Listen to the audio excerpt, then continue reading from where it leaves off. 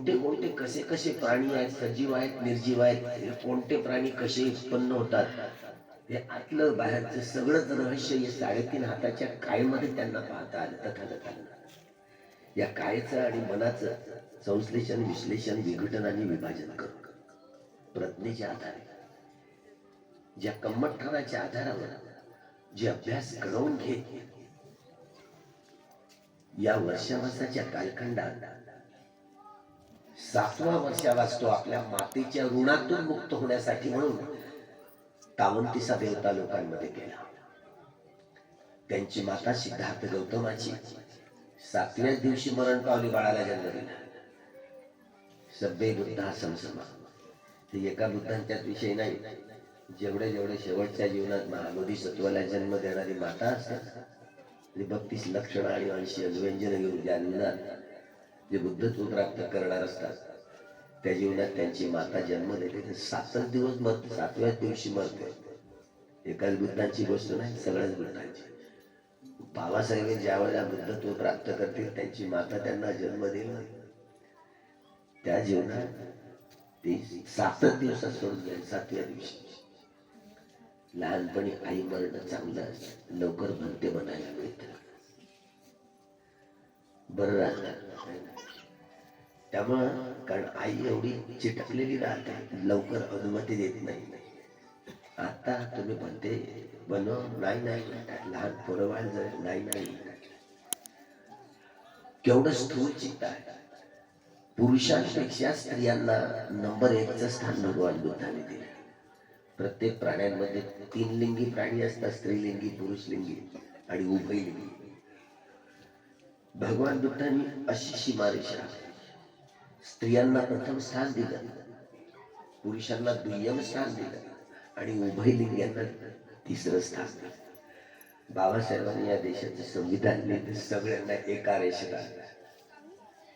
उभयलिंगी supreme high court आहे, न्यायाधीश वगैरे आहे, दिसतायच ना आपल्या, एका रेषेत आहे. भगवान बुद्ध महिलांना मोठं स्थान का द्यायचे?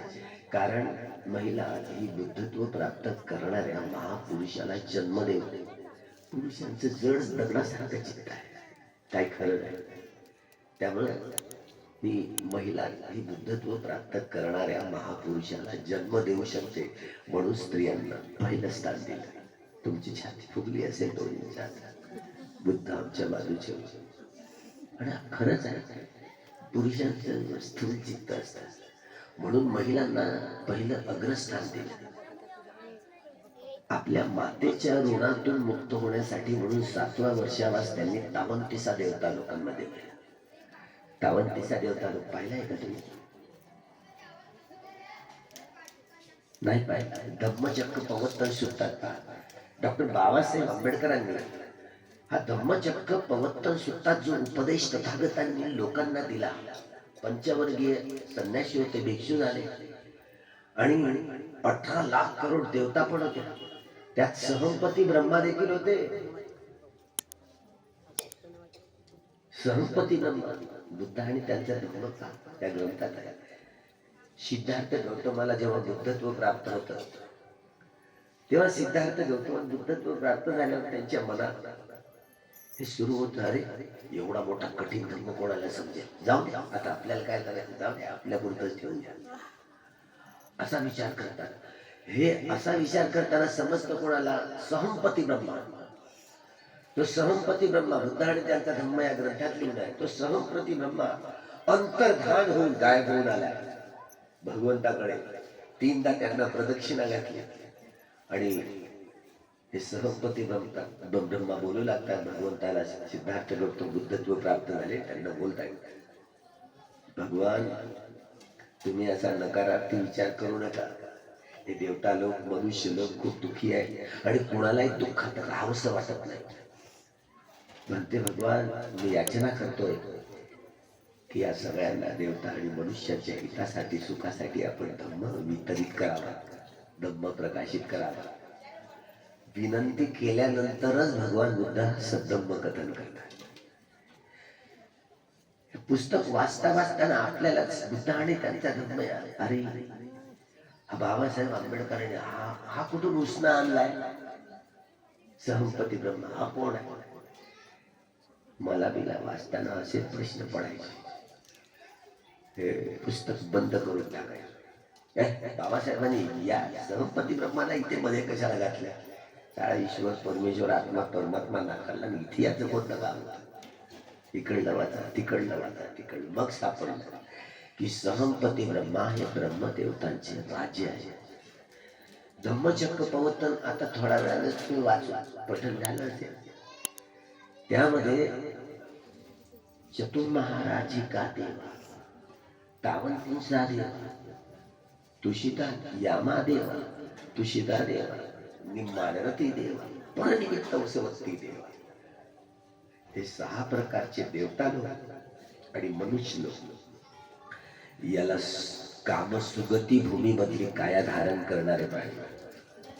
महाधम्म राजिका देवतांपासून तर अकनिष्ठका देवतांपर्यंत 16 प्रकारचे रूप ब्रह्म लोकांची यादीच आहे नावांची. धम्मचक्र प्रवर्तन हे कल्पना नाही आहे. सत्ता देव मनुष्यान बुद्धो भगवान, देवता आणि मनुष्यांचे ते शास्त्र आहे, ही कल्पना नाही. त्यामुळे 31 प्रकारची काया धारण करणारे प्राणी एकेका प्लॅनेट्स मध्ये, एकेका सूर्यमालेमध्ये असतात. 31 प्रकारची काया. हे कोणतं चित्त उत्पन्न झालं तर कोणत्या प्राण्याची उत्पत्ती होते याचं एवढं सूक्ष्म पद्धतीनं तथागतांनी काय झालं तर काय होतं. पटिच्च समुत्पाद, जिथे जिथे जात ते पटिच्च समुत्पाद म्हणजे धम्म होय. यो धम्मं जानाति सो पटिच्च समुत्पादं जानाति, जो पटिच्च समुत्पादन जानाति सो धम्मं जानाति. म्हणून डॉक्टर बाबासाहेब आंबेडकरांनी मानवी समाजाला जगण्यासाठीच जे ज्ञान आहे, ज्यातून माणूस घडू शकतो, माणूस माणसासारखा वागू शकतो, माणूस उत्पन्न होऊ शकतो. जरी आपला मनुष्य म्हणून जन्म झालेला असला तरी आपल्याला माणसासारखं शोभेल असं जगता येत नाही, वागता येत नाही, आचरण करता येत नाही. आणि केवळ बोधी ज्ञान धारण करून आर्य सत्याचा साक्षात्कार करूनच माणसाची घडवणूक होऊ शकते. यासाठी बाबासाहेब आंबेडकरांना 35 वर्ष लागली समजायला. माणूस घडवण्याचं रसायन म्हणजे भगवान बुद्धांचा संकल्प होय. जगाला युद्धाची नाही, युद्धाने नेहमीच मनुष्य समाजाची हानी झाली आहे. जगाला बुद्धाची गरज आहे. बुद्धाच्या सद्धम्मानच सारं जग करणार आहे.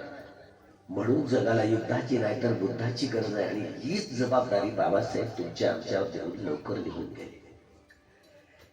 बाबासाहेबांनी बुद्धांचा जो अभ्यास केला, बुद्धाच्या सद्धम्माचा अभ्यास केला, बुद्धाच्या सद्धम्माने आपण देव वसतु कालेन सस संपत्ती हेतूच फितो भवतु लोकोच राजा भवतु धम्मिको. वेळेवर पाणी पाऊस हो, सुंदर फसल निघो, राजा धार्मिक येऊ, असं रोज आपण म्हणतो. आराधना करू, आपण सम्यक संकल्प करतो. सगळ्यांचं हे भौतिक जीवन सुधारावं आणि आध्यात्मिक जीवन सुधारावं म्हणून रोज वंदनेमध्ये सगळ्या प्राण्यांची जगण्याची, सुरक्षित राहण्याची मंगल कामना करतो, मैत्री करतो. म्हणून भगवंतांनी हा सद्धम्माचा उपदेश करताना, राजे महाराजे लोकांना उपदेश करताना, महाराज ही प्रजा तुमच्या पुत्रासारखी आहे. तुमच्या पुत्रांच्या अन्न, वस्त्र, निवारा, शिक्षण आणि आरोग्याच्या गरजांची कशी पूर्तता करताय? कूटदंत सूक्तामध्ये दिघदी काय सूक्त संध्याकाळी वाचून घ्यायचं, ज्यामध्ये कूटदंत सूक्त हा उपदेश. महाराज तुम्ही ज्या प्रतीचं भोजन करताय, रोटी, कपडा, मकान, शिक्षण, आरोग्य, हे भौतिक जीवन सजवण्यासाठी धार्मिक राजानं प्रजेसारखी ही पुत्रासारखी वागणूक द्यावी प्रजेला. राजा धार्मिक जर झाला म्हणून डॉक्टर बाबासाहेब आंबेडकरांनी बुद्धांचं हे शिक्षण राज्य प्रणित स्टेट सोशलिझम राज्य समाजवाद निर्माण करूनच लोकांचं भौतिक जीवन आणि आध्यात्मिक जीवनाची सजावट करता येणं शक्य आहे. हे आध्यात्मिक जीवनाची सजावट भौतिक जीवनाची सजावट करता येते. म्हणून डॉक्टर बाबासाहेब आंबेडकरांनी या देशातल्या राष्ट्राच्या झेंड्यावर हे धम्मचक्र कोरलं. 142 करोड लोक या देशातले झुकून या धम्मचक्राला वंदन करतात, प्रणाम करतात, वंदन करतात, सलाम करतात या धम्मचक्राला.